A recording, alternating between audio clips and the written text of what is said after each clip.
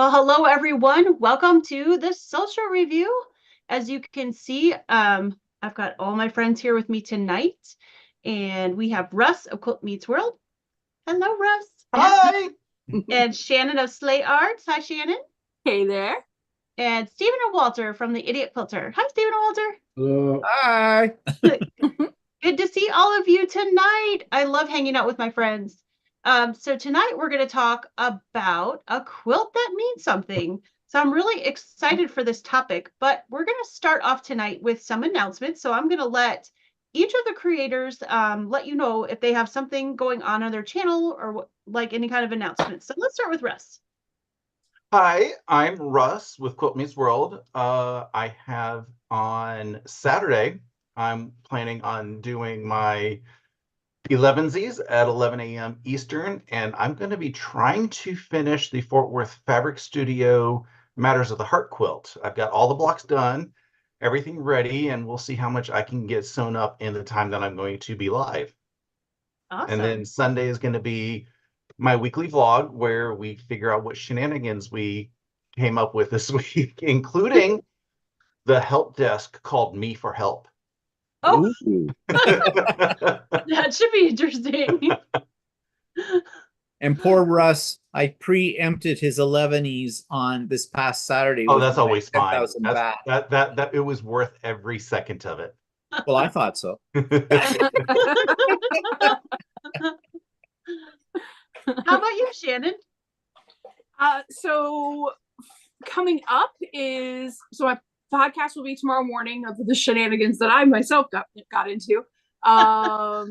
And well, so tomorrow morning's podcast will be kind of focused a little bit on the exciting thing that happened to me this week, which was I reached 1,000 subscribers.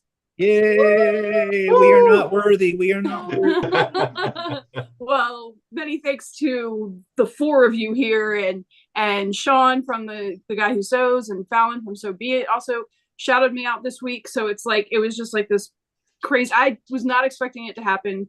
I thought maybe by like my birthday at the end of the month, like that would be cool. And so I spoke heavily about that in filming the podcast. So there'll be a lot of talking about that. But so that's tomorrow, 11 a.m. always Eastern because I'm in Frederick, Maryland. And then Sunday, 11 a.m. is my like Sunday brunch, my live sew on my channel. And if I said what I was going to do on Sunday, I can't remember what it was. So I'll figure it out. We'll do something. I'm always working on something while we're chatting live. So that'll be Sunday. Did you finish the bag for Lauren? I did. Yes. Oh, okay. And I did the pinstripe on the side. So it worked out really well. I'll definitely have some pictures. Oh, I can add some pictures of that to the podcast because I did talk about it, but I didn't think about adding the pictures to it. So I'll have to do that. Yeah. Fun. How about you, Stephen Walter? Well, we can talk about what we're doing. But before I do that, I want, now that we've pushed Shannon over the edge, it's time to shove Russ over the cliff as well. And we'll be pushing both of them like a very addictive drug. Okay, so just do that. If you have not subscribed to their channels, after you subscribe to mine and to Stephanie's, do subscribe to theirs as well. You don't think I'm going to let you get ahead of us, do you?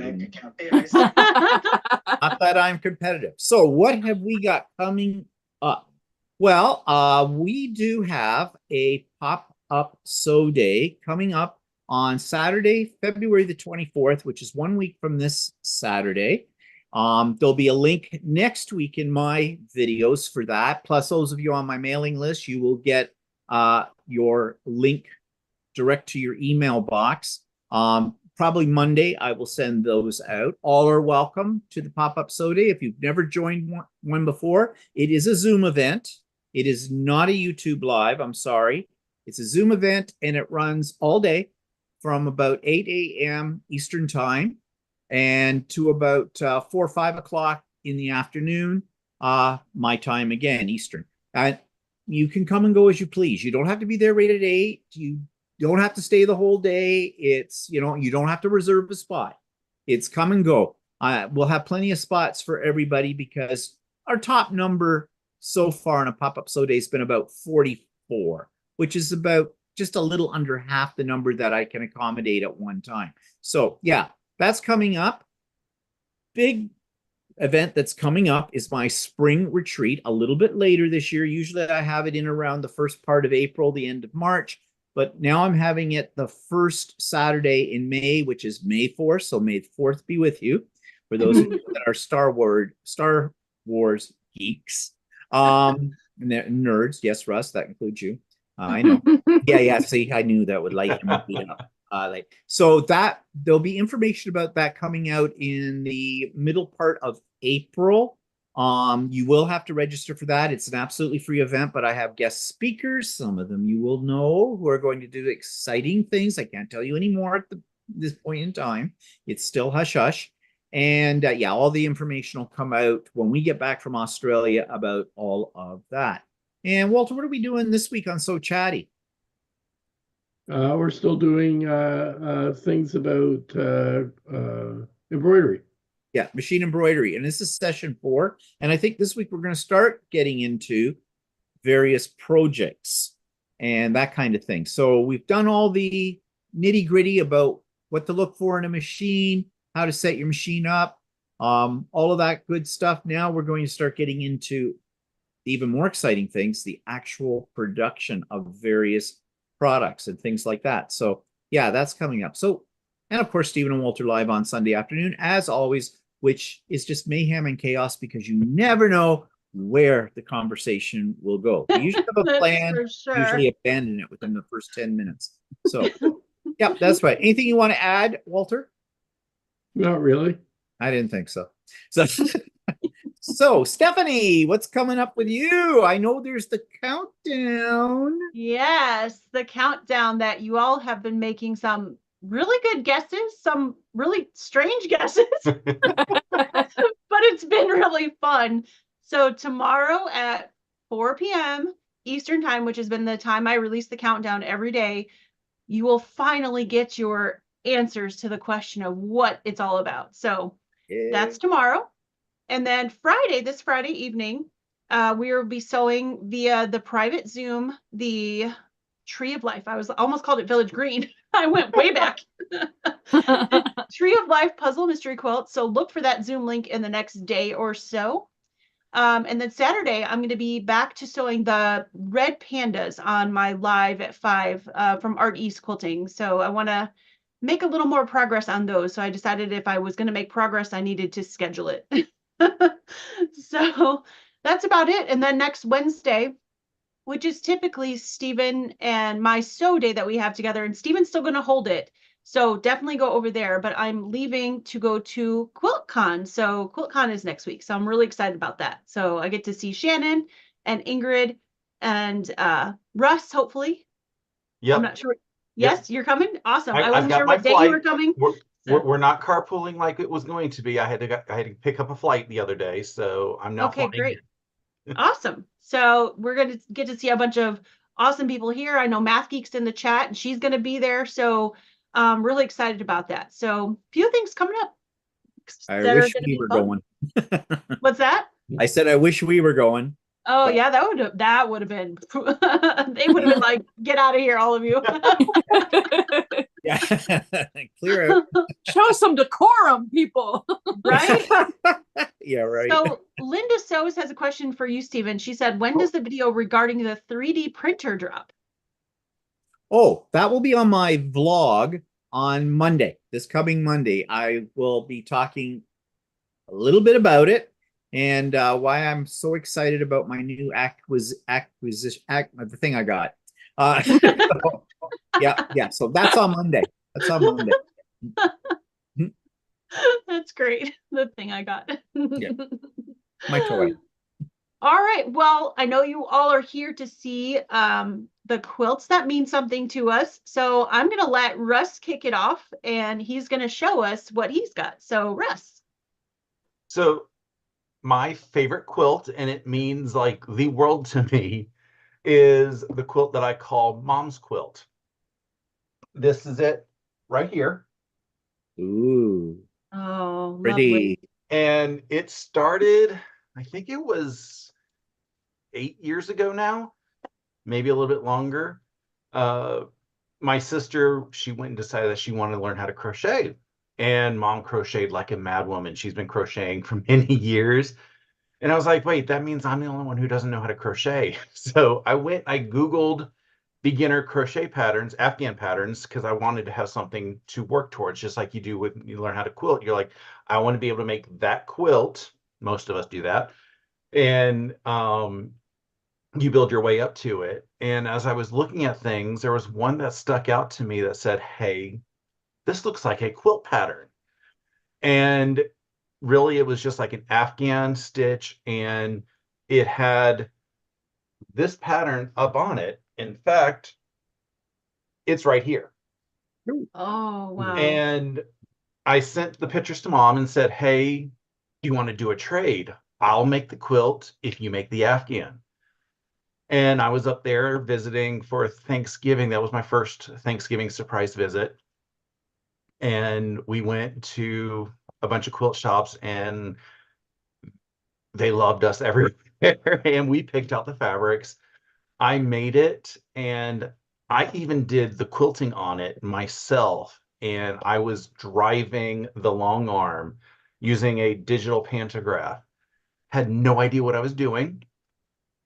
It looks gorgeous with the quilting. At first, I was identifying every little minor issue. And in the end, when I stepped back, I said, wow, that doesn't look anywhere near as bad as I thought it would.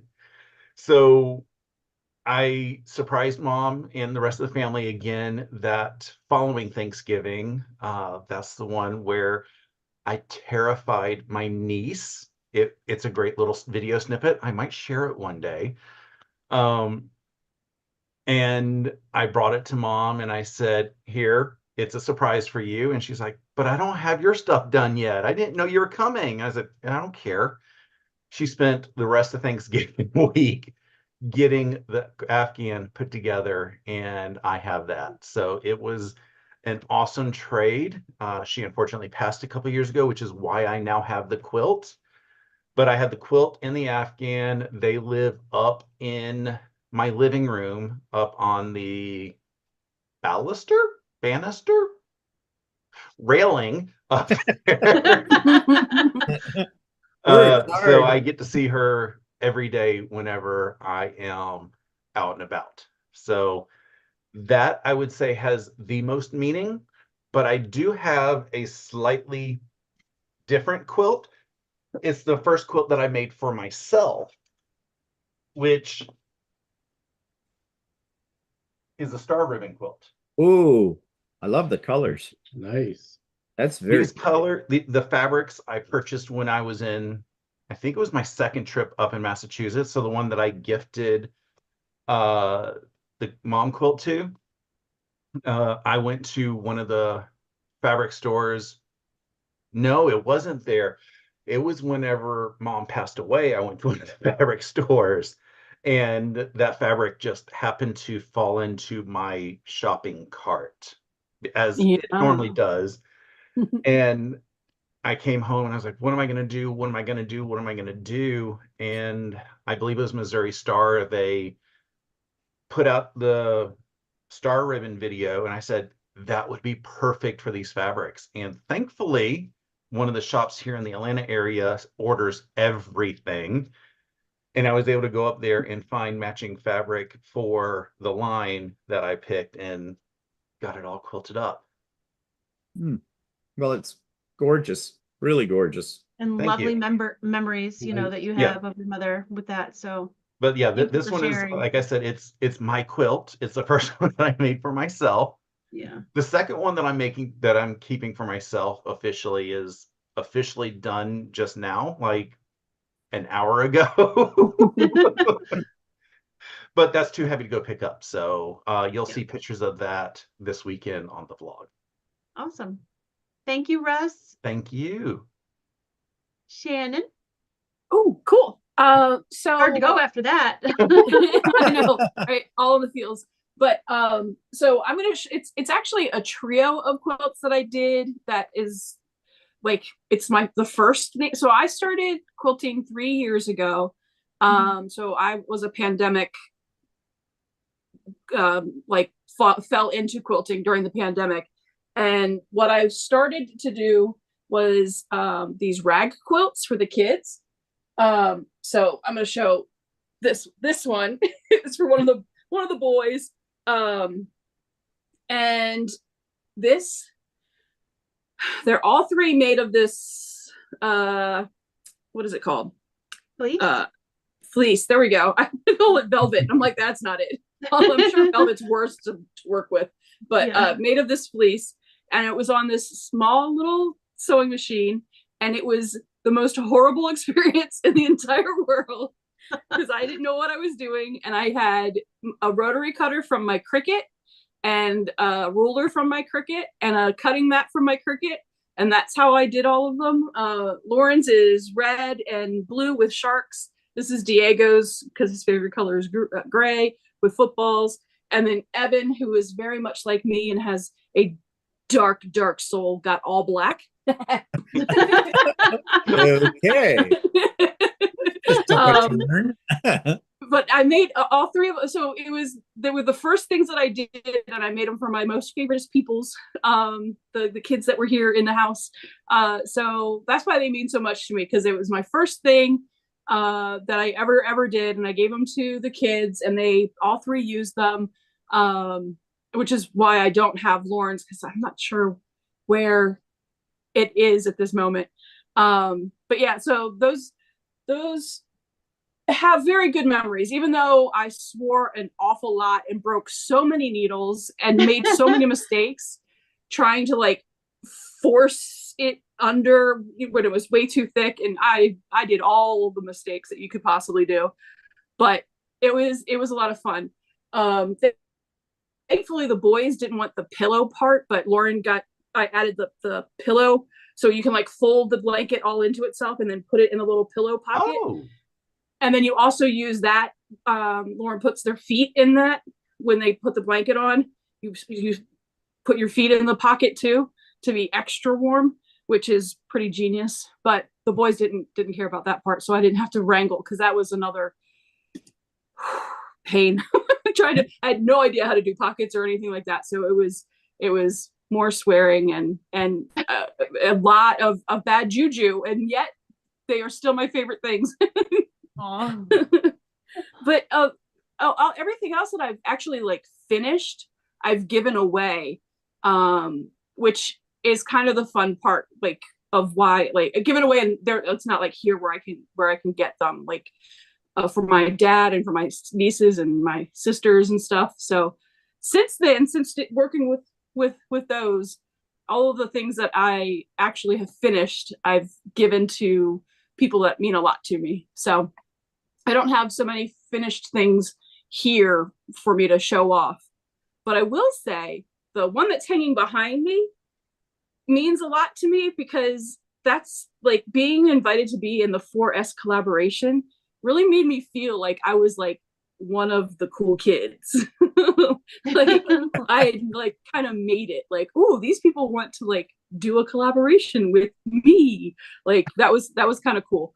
And I actually finished it, and I'm really happy with it. And so, yeah, those are the things that mean the most to me right now. They're lovely. That's awesome. Thank you for sharing. And that one behind you, Yeah. I just love it. It looks like stained glass. Yeah. I really love it. That Art Nouveau look or Art Deco look is Yep. look. Yeah. Yeah. So before you share, Stephen, a question came in for you. It said, Stephen, what sparked your interest in machine embroidery, and have you ever hand embroidered? I have never hand embroidered, because with me and hand sewing, you've heard it many times, everything I touch would become very, very red, because it would be my blood all over it. So, but the reason I got into machine embroidery is because I love machines. And I love sitting there and watching machines do all these intricate things. Now, that's really why I got into quilting, because sewing machines are fascinating. But yeah, that's how I got into it, in the machine embroidery, and I've never looked back since. But I'll tell you, if you're going to get into it, and we've said this on our sessions that we've been doing on So Chatty, you will go down a rabbit hole. Believe me, it's a big, big rabbit hole that you may never ever come out of at all. I just got invited to go on a Facebook group that's out of Nova Scotia that does machine embroidery, and so there's going to be more about that probably in the next little while. Walter, you were going to say something. Yeah, didn't you like you sort of saw an example of that? My sister Margaret a long time ago did. She had a long time ago. She had one of the first, domestic machine embroidery machines, and she did a little parrot on a robe that she had made me or made you, or I don't know, made somebody, and I was always fascinated with that, and I think you realized then you could do machine embroidery would do something like that. Yeah, because when I saw that, and I thought everybody needs a pecker on a robe. So, or is that in a robe? Pecker on a robe or pecker in a robe? No, I think our PG just went down. Yeah, and then I saw a lady at the local quilt store. She had what I eventually did buy, the Janome 15,000, the dream machine that was turned into a nightmare. But and I saw her doing stuff, and I thought, oh, this is fascinating. And the lady who owns the store, Shirley, she made me an offer I could not refuse, and so I bought that, and then that really got me going on the whole thing. So yeah, I love machine embroidery. It's fascinating. So many things you can do. Awesome. All right. Well, with that, are you ready to share? I am. I'm just going to do it with I'm using technology to show my things. Okay. So there you go. Everybody should see that, I think. Now? Yep. Okay, this quilt is one of my very first quilts when I first got into quilting. When I first got into quilting, we were just about to head off on that wasn't our first trip to Australia, was it? It was our second, wasn't it, Walter? Was it our first? I believe. No, it's the second. Yeah, no, it wasn't our first because you weren't really into quilting at that point in time. No, that's right. I think it was their second one. Yeah. So when we were in Australia, I was a scrapbooker for 25 years. And every trip we ever went on, we'd take lots of pictures. I'd come home, I'd make these massive scrapbooks in the whole bit. I loved it in that day and age. But I was getting out of scrapbooking. I wasn't doing it as much. I'd moved into art journaling and things like that.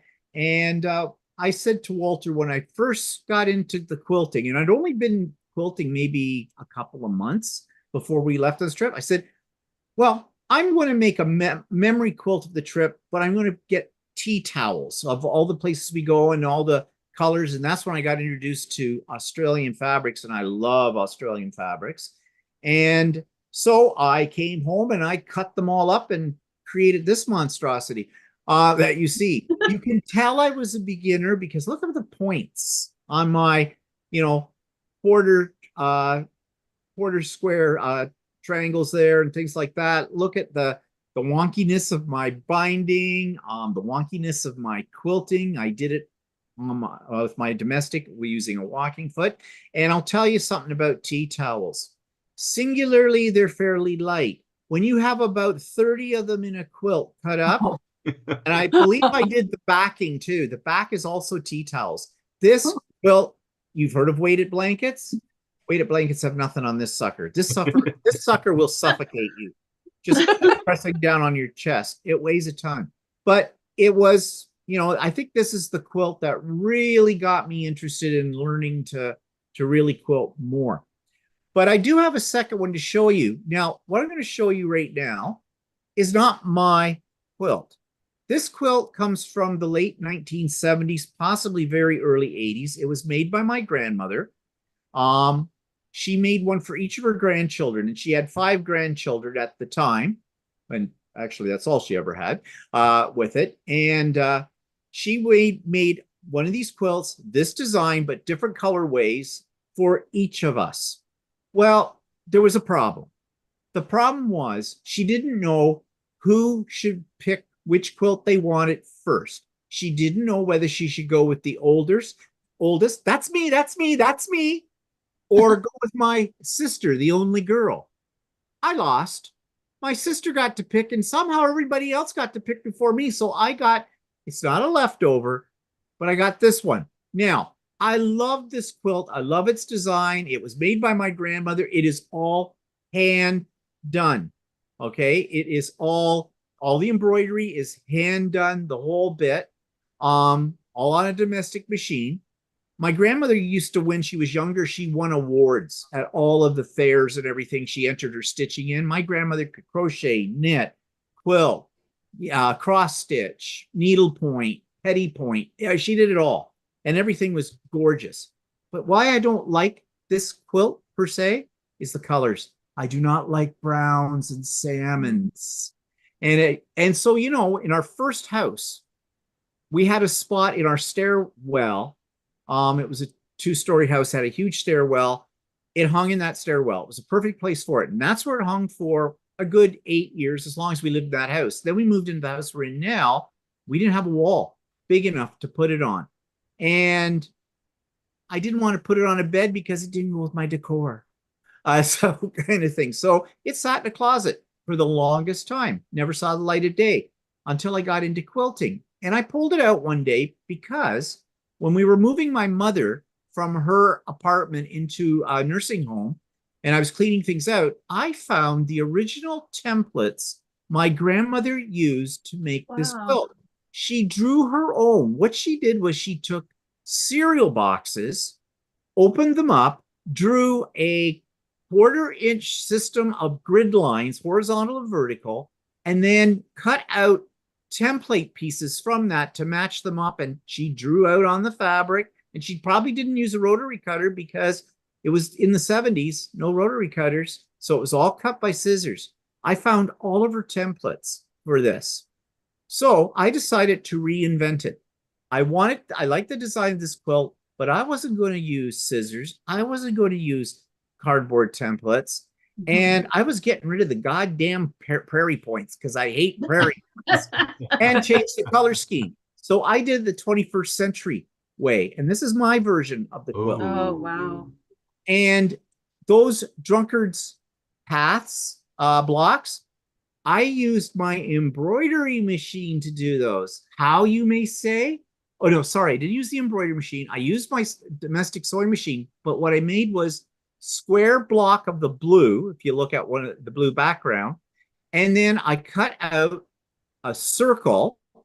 I applicated using a satin stitch with my sewing machine, and my sewing machine, I didn't have to do it by hand because I have a device that you attach to your sewing machine that does circles. It's like a little record player with a needle you put in the center, and it follows it all the way around. And then I cut them into 4 pieces. Now you're going to say, yeah, but then your satin stitch would unravel. No, because where I cut it, the satin stitches went into the seam allowance. I'm just not another pretty face. I thought of that. And then I did quilt it. Now I did quilt this one, not on a long arm. I did it on my domestic machine, but I gotten better by then with a walking foot, and I used the serpentine stitch, rented lips, and everything. So this one I am very, very proud of because this means something to me because my grandmother made the original and I just jumped 40 years and used modern technology to reinvent it, but hopefully keep the essence of her style. So yeah, that's why it's one of my favorites. Oh, that quilt is beautiful, those blues. Well, I know you love blue. So do I. So yeah. how about Walter? Let me put Steve's going to put it up for me. And he will talk to it. So here we go.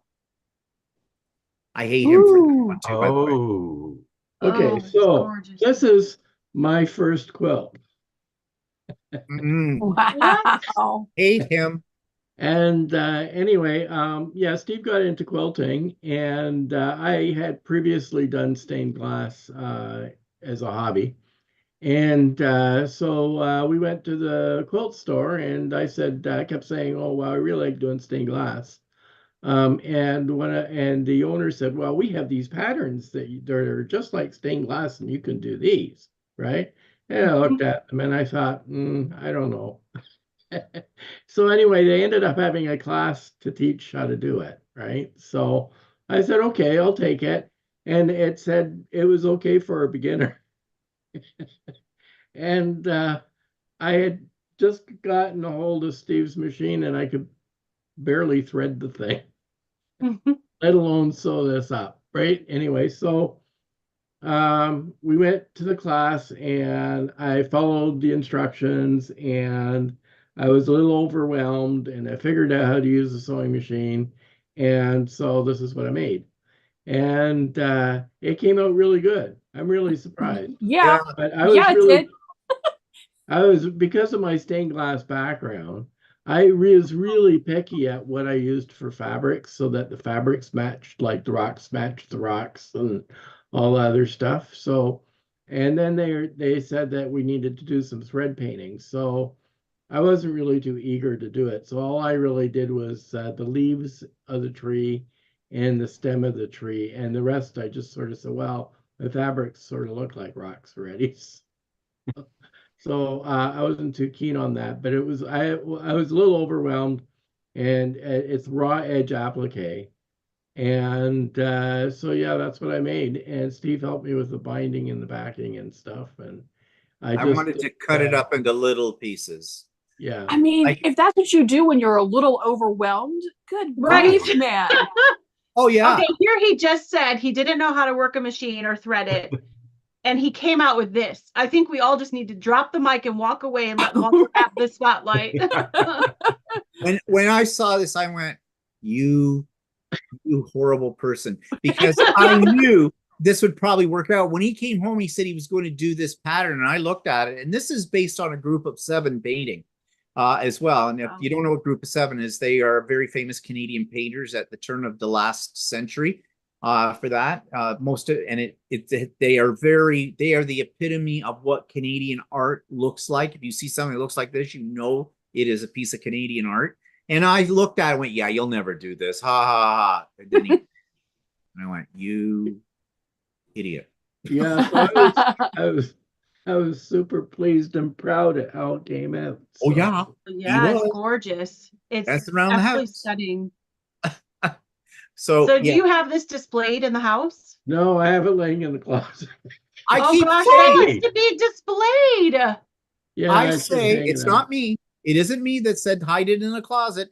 I have an idea. I just came up with an idea actually where it could go. But I keep saying to him, we should put it up. We should put it up. And he goes, no, I don't know. Like, Walter, Absolutely, it's beautiful. so beautiful. Yeah, so yeah, that's why I'm proud of this one. Yeah. Yeah. I'm going away now. Bye. Stephanie, I'm sorry. I mean, the what you have to follow. Nothing. Oh, I'm done. I'm not even gonna share. I'm glad Walter didn't go first, man. Yeah, that's so beautiful. Oh my goodness. Yeah, you have to hang it up. Yeah. Yeah. okay, Stephanie, you're on. I don't wanna. You have to. You have to. Don't be lying to us. All right. Well, I have 2 quilts to share, and of course the one behind me, but I'll get to that in a minute. The one that I have here that I'm going to show you, I didn't actually make, but it means a lot to me because number 1, it was the first quilt ever gifted to me. And 2, it was made from all the people who attended my first retreat. Shannon was there when they gave it to me, and they all got to see me ugly cry because I was a hot mess. But they all like made their own block and made me this gorgeous quilt. And I'm not tall enough to show you the whole thing, but it's like ombre. They did it rainbow. Cool. Oh, that's so cool. Yeah. It's really cool. And then the back is like they picked the perfect color for me. Oh, yes. And this is big enough to fit our bed, like over the top of our regular quilt. I won't put it like under that because I don't want my husband to sweat on it. He is not But- worthy. No, but this was such an honor to receive that Wow. every single person or almost every person that was at my first retreat Yeah. went out of their way to make a block and make it fit together in one big quilt for me. So Well, I cried. I was there when we were doing all that. It was not us going out of our way. It was us very excited to be able to do that for you. So I'll never forget that. That's a moment I will remember forever. So like I said, they got to see me ugly cry. I mean, it was like mascara running down the face. I have video of it. I have She video does. of it. She does. She's keeping it for blackmail someday. Yeah. So that's the first quilt that means something. And then the one behind me is not really like, it's not my pattern. It's actually the same pattern that Russ had from Missouri Star. And so as far as that, it's nothing special. You can get the pattern anywhere. It's a ribbon star quilt. But this was, it's hard to talk about. This was a healing quilt for me.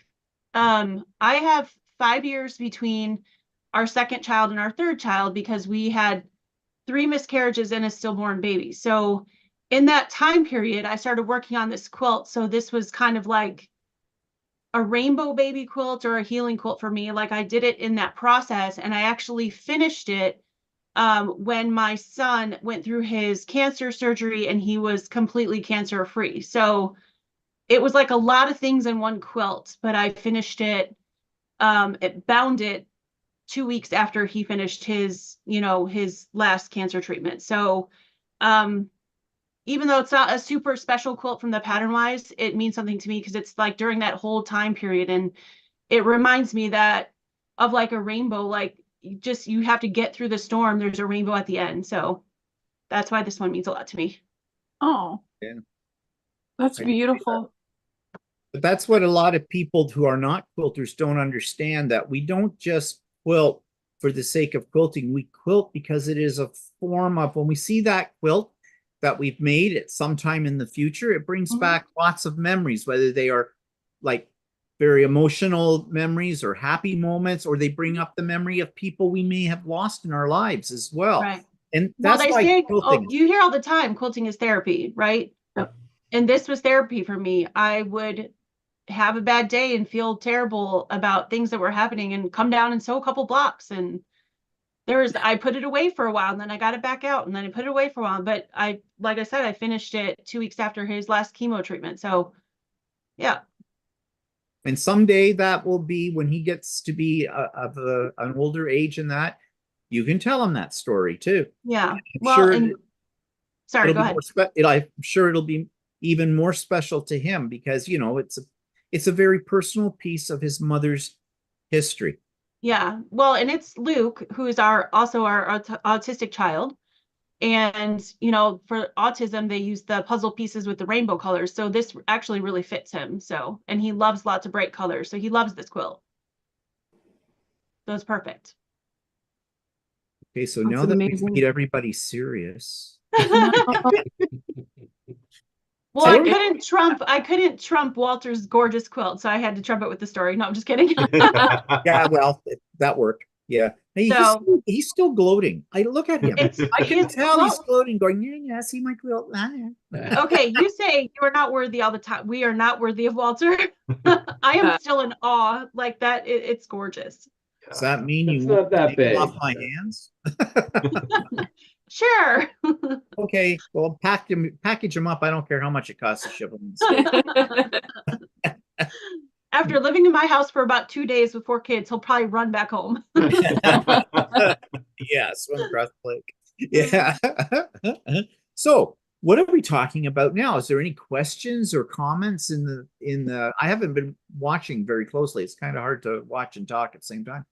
Yeah. Well, Denise said, I'm honored to have been involved in our group quilt project for you. I'm so glad you actually use it and hope you always remember how much love went into it.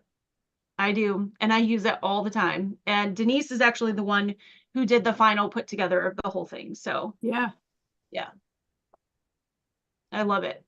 Yeah, I'm just scanning through to see if there's any questions here. I'm not seeing anything at the moment. So if anybody's got anything they want to ask or comment about, please feel free to do so. I see that Loane says the very first quilt he received from his mother was in 2001, was a lap quilt whipped up over a weekend from scrap. She sewed in each family member's name. I use it as my travel quilts. Oh, So, Oh, so to each the family importance member. of it. Oh, And something that you guys were talking about that I have yet to really do, like Shannon and Russ and Stephanie too, you're all talking about how you make your quilts and then you give them away. I'm the exact opposite. I'm a hoarder. I fold it up, I put it in a dark corner, and that's where it stays. I'm trying to get over that. I have given a few quilts away, but it's nice when you can give a quilt to somebody who you know and you know who's going to appreciate it. That's why sometimes I hesitate about giving quilts to charities when I don't know who the recipient is going to be, kind of thing. And I know why they do that and why that's set up like that.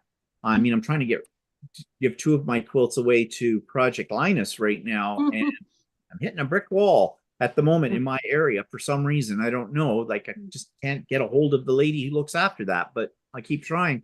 But I was going to say that you give them away, they're a piece of you that you're giving away to the individual. And or then you get the other, right? I said to my sister, I gave her two kids, my nephew and my niece, they both got a quilt for me at Christmas a couple of Christmas ago.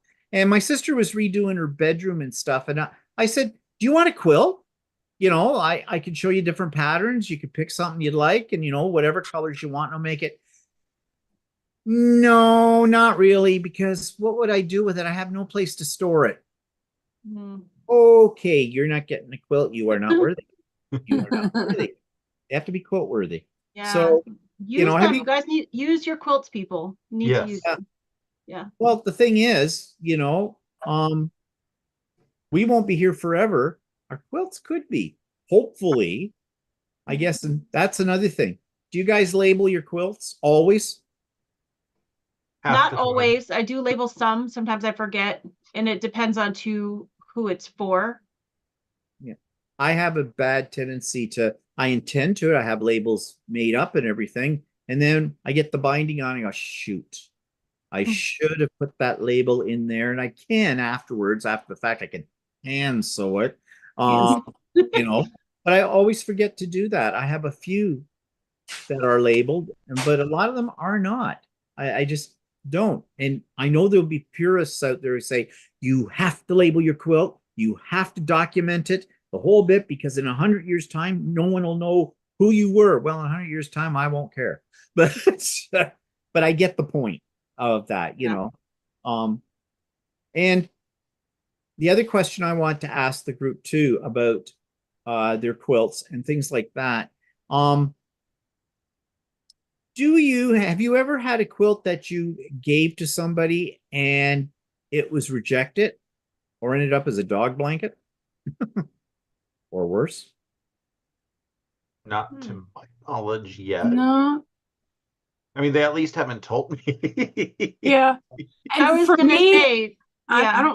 I don't give it to them. I don't know what any of them have done with it, and I don't care really, because for me it's like me being a chef. Like, it's the love that I'm putting into it. I know a lot of curse words went into the kids ones, but it's the love that I'm putting into it, the enjoyment I get from doing it, and then the insane enjoyment I get from gifting it. And then once I've given it away, I'm on to the next thing, and I don't really think about it anymore. So I don't actually know if my nieces use theirs or what they have. I don't know. I don't keep track of it after that, I guess. I was told by somebody once that once you give a quilt away, it is no longer yours. It's whatever that recipient wants to do with it is their business. In other words, let it go. Yeah. Yeah. You just have to hope that it touched somebody somewhere, and if it didn't, maybe they passed it on to somebody else who can enjoy it more. So most of the quilts I've given away haven't gone to, I've had a few go to family, but most of them gone to charity. So I would have no idea what happened to them. But going to the charity thing, the Project Linus, I know that you've had difficult getting in touch with them, but thank you for trying to do that. And for anybody who does that, because we still have the quilt that my son received when he was going through his treatment. So he received a quilt for Project Linus. Well, I haven't given up yet. I did last summer or early spring, whenever it was, I did donate a quilt of valor. And we spent a lovely afternoon actually with the lady who was the coordinator for that, and met her husband had been ex-military, and he had received a Quilt of Valor at one point, and they had a couple of friends there that day too. And the gentleman had also received a Quilt of Valor. And at that moment, seeing how they brought out the quilts and showed them to us, or a picture of them in the case of the one people, because they were from out west somewhere. And you could see the emotional effect those quilts had on them and how much they appreciated them. And I thought at that point, yeah, I'm going to make some more Quilt of Valors too. So yeah, so that makes you feel good that somebody, it's really special to somebody else that that you took the time to honor them by making a quilt like that. So yeah, that's a good thing. But I did get a backhanded compliment, not this past Christmas before. Walter's niece has a dog. What kind of dog is Freddie? He's Doberman. He's a Doberman, and he's like the biggest suck there ever was in dogs, but he's a big dog. He got attacked by 3 pit bulls that weren't on leashes and these crazy people, and to the point where he had to go through a lot of like surgery and stuff like that. He is fine now, although he's still like emotionally Itterish, yeah, in the whole bit. So I made a quilt for Walter's niece for her, and I made one for Freddie. And it was what I called, and if you remember, I bought some tulip pink flannel fabric that was in a bundle kind of a thing. And it was ugly. I hated it. I made this quilt. I hated it. It was ugly fabric. And then I found out it was called Ugly Sweater. It was tongue in cheek. She knew it was ugly. It was supposed to be. So I gave both those quilts to his niece. And I said, the ugly one is for Freddie, because I figured like Freddie's a big dog. He'll lay on it. He won't care. It's flannel, keep him nice and warm and whatnot. She said she didn't know which quilt was the ugly one. Now I thought, does that mean they're both ugly, or you like both of them? I think she liked both of them. So I'm not sure what quilt the dog got. I have a funny feeling the dog didn't get either quilt. So it make Freddie another one. But yeah. I saw somebody asking a question on here. I think it was Deb. She said something about making a quilt. Yeah, she asked, has anyone ever made a quilt from clothing? I was just asked today if I would make a lap quilt for her from her mom's clothing. So I have never have. I've made t-shirt quilts, but not from other clothing. But I, not this year's Georgia retreat, but the previous one, somebody made a quilt out of their father's ties. And I've seen shirts or quilts made out of dress shirts, but I've not seen it made out of other clothes. But I don't see why you couldn't cut up like dresses and things I'm like that. about to make a quilt for a neighbor out of Simpsons boxer shorts. Simpsons boxer shorts. Yes.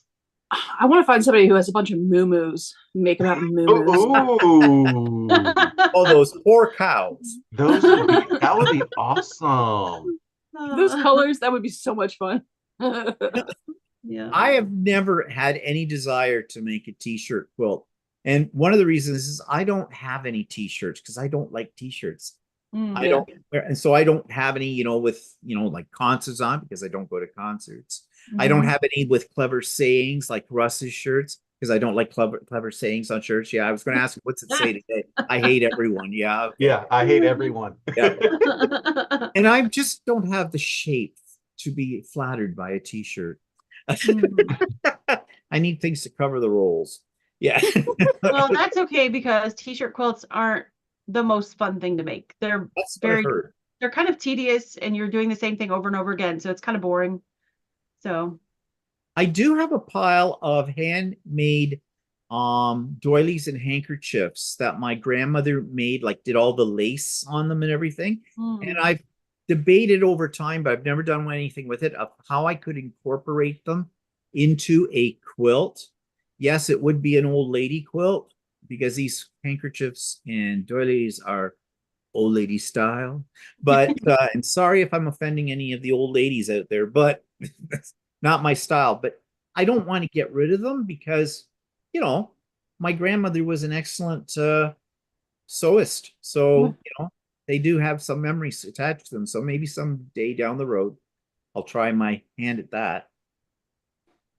You must have a lot of them to be able to make a whole project out of them. Well, it wouldn't be enough to make a whole quilt, but if I was thinking if I appliqued them on things or whatever, made them into blocks, kind of like I don't want to cut them up or anything like that. I want them in their entirety. So I don't know yet.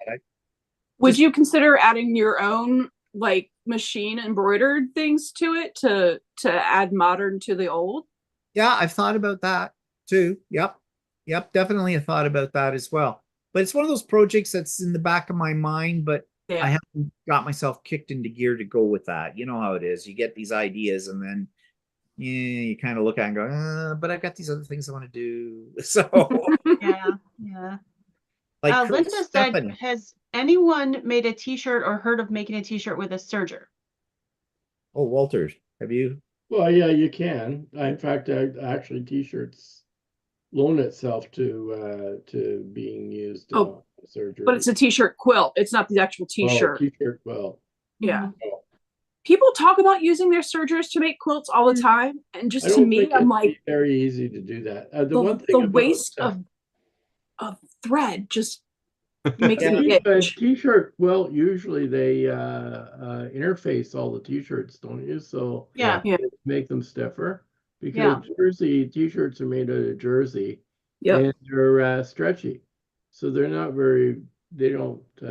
Maybe you're trying to think that it's easier to do it in quilt because sergers are to make a t-shirt because the serger stitches are stretchy, but your quilt will be go out all completely warped out of shape if you use that. I tried as a t-shirt that isn't stabilized.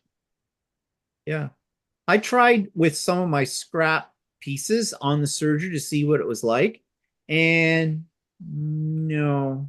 I did not like things being bulky and things like that too. Yeah, that's what I would think too.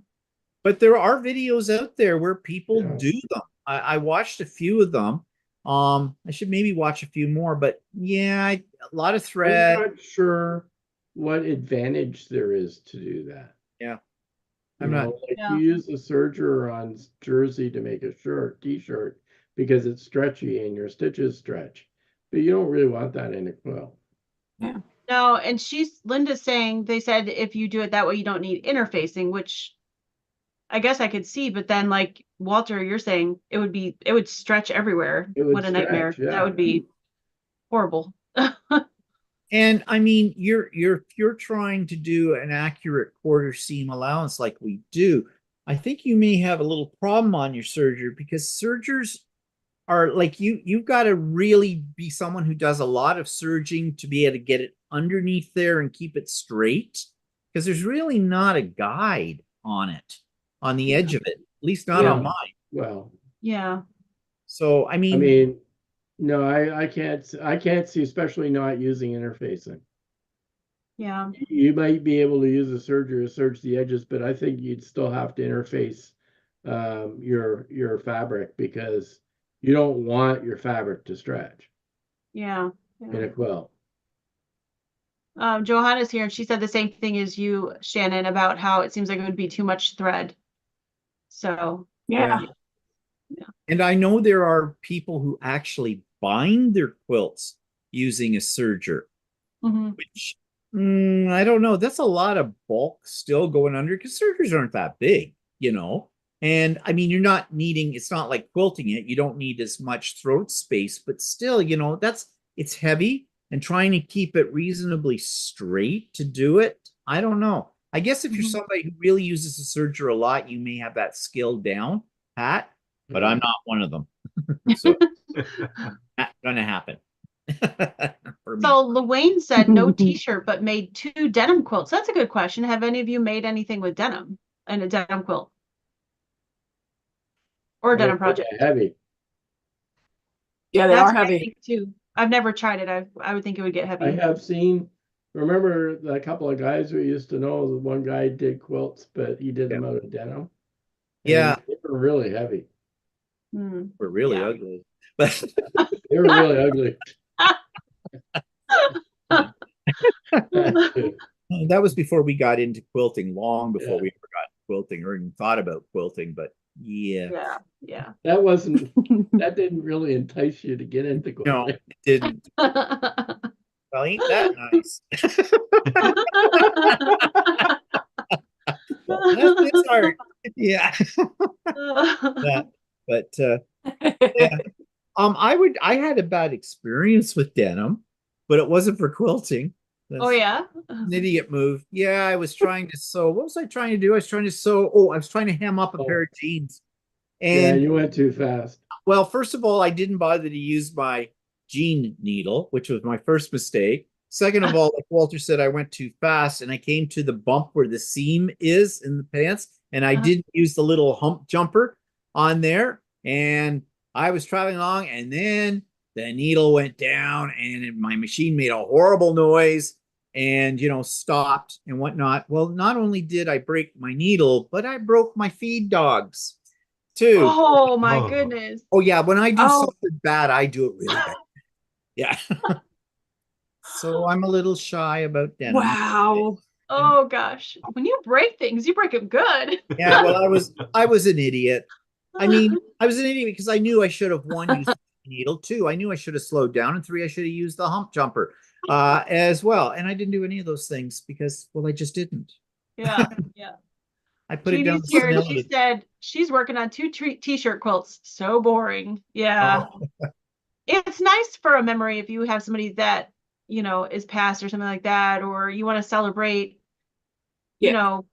somebody that graduates like all their t-shirts through their sports throughout the year, something like that. But to do them over and over again, no. what about pit stains?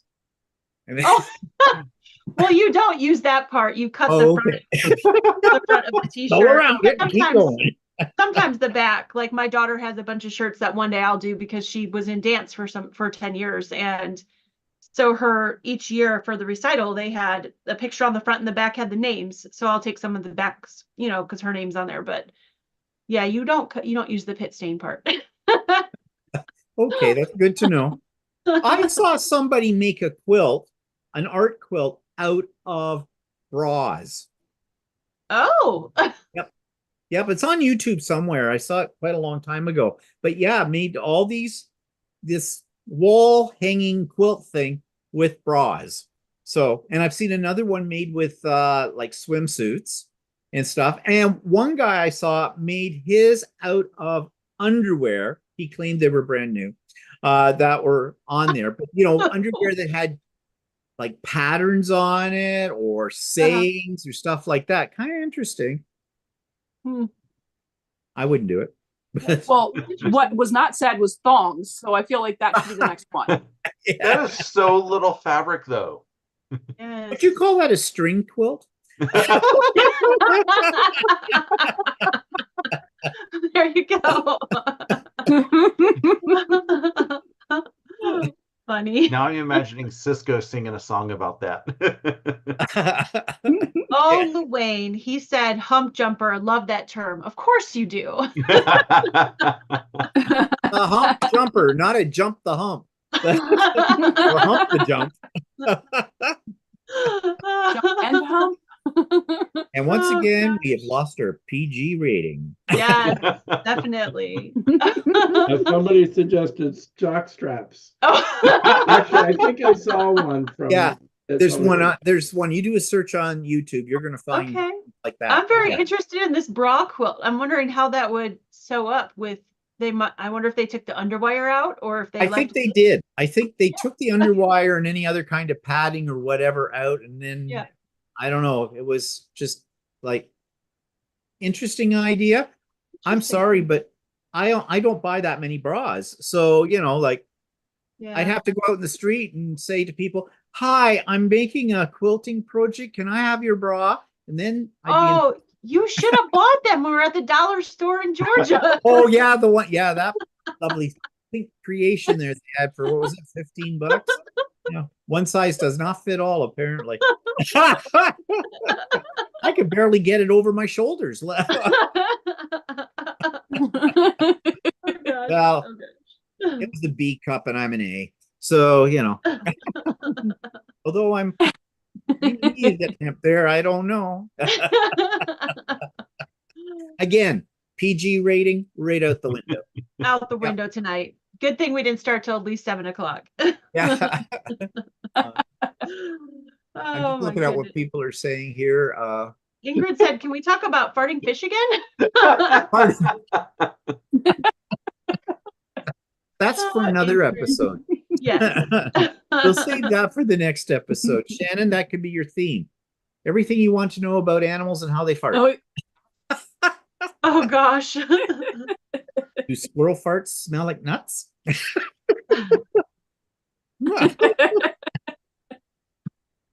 So, anything else we've got to discuss here? I don't see anybody ask us any questions or anything. Not really. I think Linda that said again. You've I talked know, about as Linda said again. Yeah, whatever. I think that's probably about it and maybe enough for tonight. think so. So I don't get banned from YouTube. I see your plan. I hit 20,000 and you're trying to get me banned. Oops.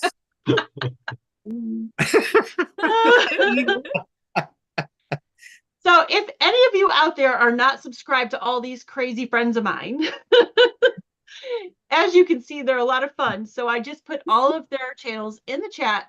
Please head on over there and subscribe to them. Shannon just hit 1,000. Stephen and Walter just hit 10,000, and we're trying to get Russ to 1,000. So definitely click on their channel, go subscribe, and you'll see more of our crazy nonsense in the future. Yeah. So the date of our next one will be March the 10th, did you say? 10th. Yep, March the 10th. And that'll be And on that will be Shannon's. on Russ's No, channel. wait. No, Russ, March sorry. 13. Oh, is it March 13th? Yes. Oh, okay. March 13th. I think it's not Friday. Oh, March yeah, you're 13th. right. March 13th. I apologize. March March 13th, the 10th was or April the 10th was the one after that. That's what we were talking about. So March the 13th Yep. on Russ's channel.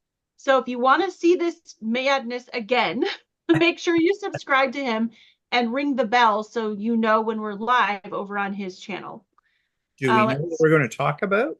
I don't think Russ has to pick the topic. Yeah, I don't know yet. I haven't decided. Okay.